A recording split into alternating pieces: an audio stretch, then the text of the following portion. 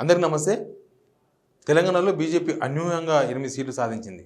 First time హిస్టరీలో బీజేపీకి 8 MP సీట్లు తెలంగాణ రావడం మన తెలంగాణ హిస్టరీలో ఫస్ట్ టైం. బీజేపీ కూడా హిస్టరీ ఫస్ట్ టైం ఇక్కడ. ఎందుకంటే మొత్తం మూడోసారి మోడీ గారు ప్రధానమంత్రి అవుతున్న టైం ఇది. దేశమంతా మోడీకి ఎదురుగాలి వీచింది. మనకు చూస్తే అర్థమవుతుంది కదా. 303 సీట్లు లాస్ట్ టైం వచ్చినాయి. ఇప్పుడు ఆ 300 సీట్ల దాకా వస్తున్నట్టున్నాయి. వాళ్ళు 400 సీట్లు గెలుస్తామని చెప్పి ఒక టార్గెట్ పెట్టుకొని నెంబర్ ఆఫ్ మీటింగులు అసలు ఎన్ని మీటింగులు, ఎన్ని రోడ్ షోలు, ప్రధానమంత్రి గారు, తర్వాత అమిత్ షా గారు, రకరకాల బీజేపీ లీడర్లు, కేంద్ర మంత్రులు, అసలు మామూలుగా కాదు. ఈ బీజేపీ వాళ్ళు ఇప్పుడు చేసినంత ప్రచారం ఎప్పుడు చేయలేదు. ఇన్ని ఫేజులుగా ఎలక్షన్ ఉంది కదా, ప్రతి ఫేజ్లో వాళ్ళ ప్రచారము రకరకాల అంశాలు తెర మీద తీసుకురావడము, ఒక పెద్ద స్ట్రాటజీ, సర్వే టీములు. ఇప్పుడు ఈ లోక్సభ ఎలక్షన్ అంతా కస్తిగా అంటే హార్డ్గా బీజేపీ ఎప్పుడు ప్రచారం చేయలేదు. అంత హార్డ్ వర్క్ చేసిండ్రు బీజేపీ వాళ్ళు.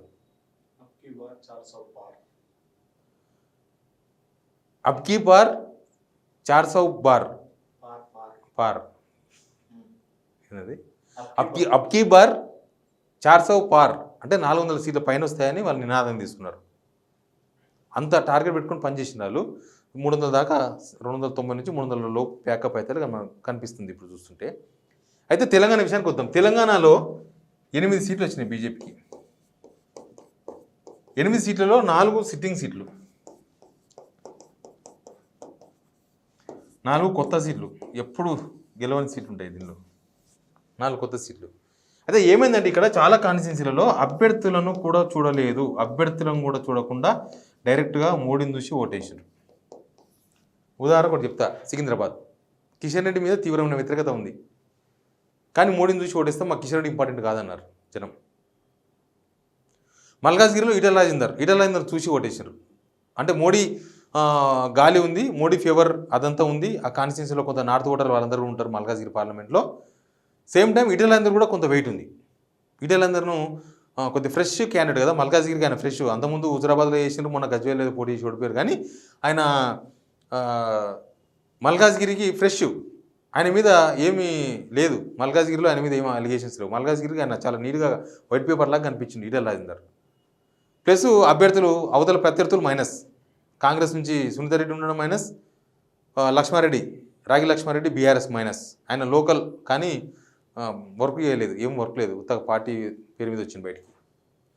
అట్లా మల్కాజ్గిరి ఓటు వచ్చింది వాళ్ళకి. మామనార్లో డీకేఆర్న కొంత హోల్డ్ ఉంది. జిల్లా వ్యాప్తంగా కూడా డీకేఆర్న ఫ్యామిలీకి ఎప్పటి నుంచో రాజకీయాలు ఉన్నారు, వాళ్ళ నాన్న రాజకీయాలు ఉన్నారు, వీళ్ళు రాజకీయాలు ఉన్నారు, వాళ్ళ కొంత హోల్డ్ ఉంది. డీకేఆర్న ఫేమ్ కూడా కొంత పనిచేసింది. సేమ్ టైం మోడీ గెలవాలన్న పర్సెప్షన్ కూడా అక్కడ పనిచేసింది. అదే ఎక్కువ పనిచేసింది. మోడీ పీఎం కావాలి అనే పర్సెప్షన్లో అక్కడ డీకేఆర్ని కూడా కొంత చూసి ఓటేసిండ్రు. దాని ఇక్కడ కొండ విశ్వేశ్వరరెడ్డి విషయంలో కూడా అదే జరిగింది. కొండ విశ్వేశ్వరరెడ్డి మోడీ రెండు కలిసి పనిచేసినాయి. కొండ విశ్వేశ్వరరెడ్డి కూడా కొంత అంతకుముందు ఎంపీగా ఉన్నప్పుడు కొంత వర్క్ చేసిండ్రు. ప్లస్ మోడీ హవా కూడా కొంత తోడైంది. సిటీలో ఇప్పుడు షేలింగపల్లి లాంటివి కావచ్చు, మహేశ్వరం లాంటివి, రాజేందర్ కాన్స్టిట్యున్సీ కావచ్చు, ఈ సిటీలో అర్బన్ ఏరియా మొత్తం కూడా మోడీ అన్నారు. మోడీకి ఫేవర్ అయిన క్యాండిడేట్ల కన్నా ఎక్కువ మోడీని ఉచ్చరించిన వాళ్ళు. మోడీ పేరు చెప్పిండ్రు. ఎవరికంటే మోడీకి పువ్వు గుర్తుకి ఇష్టం ఓటని. ఇక బీజేపీకి ఎందుకు ఎక్కువ సీట్లు వచ్చినాయి? బీజేపీకి 8 సీట్లు వచ్చినాయి మొత్తం. బీజేపీకి 8 సీట్లు వచ్చినాయి. ఎందుకు వచ్చినాయంటే, ఒకటి బీఆర్ఎస్ క్యాడర్ టర్న్ అయింది. మధ్యాహ్నం తర్వాత బీఆర్ఎస్ క్యాడర్ అంతా బీజేపీ టర్న్ అయింది చాలా వరకు. ఎందుకంటే కాంగ్రెస్ గెలవద్దని. ఎందుకంటే కాంగ్రెస్ వాళ్ళు ఇక్కడ స్టేట్లో గవర్నమెంట్ ఉన్నది, ప్లస్ అనవసరంగా కింది స్థాయిలో క్యాడర్ను గెలుపుకోవడం ఇట్లాంటివన్నీ కూడా జరిగినాయి. కాబట్టి కొంత క్యాడర్ అంతా కూడా కాంగ్రెస్ ప్రభుత్వం మీద అసంతృప్తితో ఉన్నారు. కాంగ్రెస్ క్యాడర్ను దగ్గర తీసుకోలేదు, వేరే పార్టీ క్యాడర్ను.